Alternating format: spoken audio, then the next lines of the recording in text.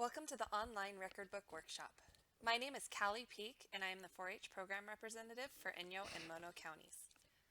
I will be doing a series of online workshops to help you to complete your record book for club and county level judging. In episode 2, we will cover getting started on your record book, section 1, which includes your title page and your table of contents, and finally general organization and formatting of your record book.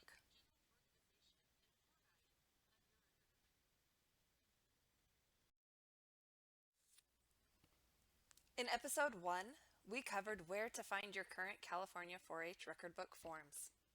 Now in episode 2, we will go over other things that you'll need.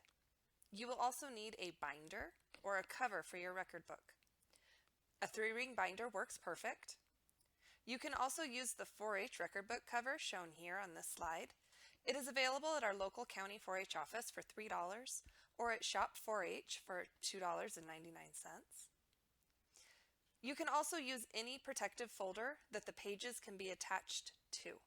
Pages cannot be loose in your record book when it is turned in.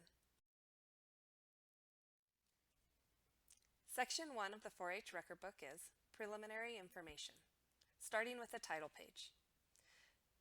Your record book title page can be creative, but it still needs to include the following information.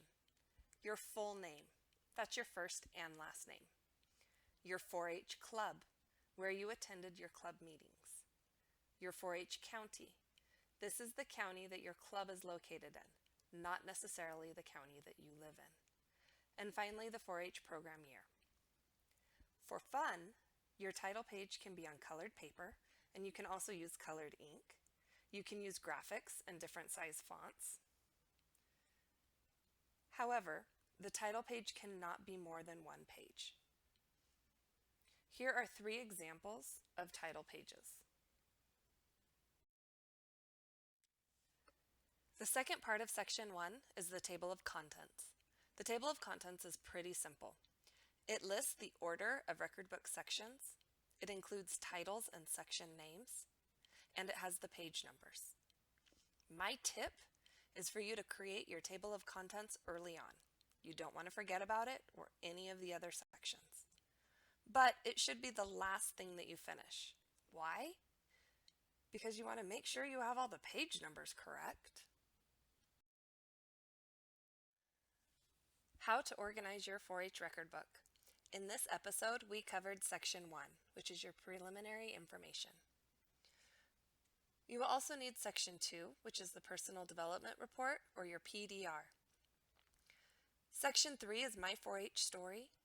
Section 4 is for your project reports. Section 5 is your collection of work. This completes the minimum requirements for a 4-H record book to be turned in for club level or county level judging.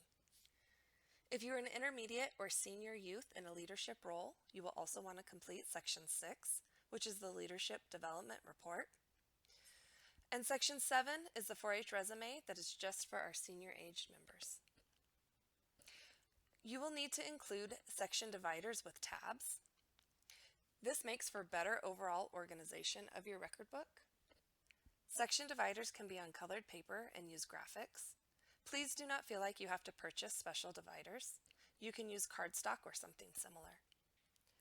When it comes to formatting your record book, the forms are already formatted, but for inserted pages, use general formatting rules. Word or Docs will automatically do this for you. Do not use font that is bigger than 11 point, and please use black ink. Tune in for episode 3, where we will start your PDR.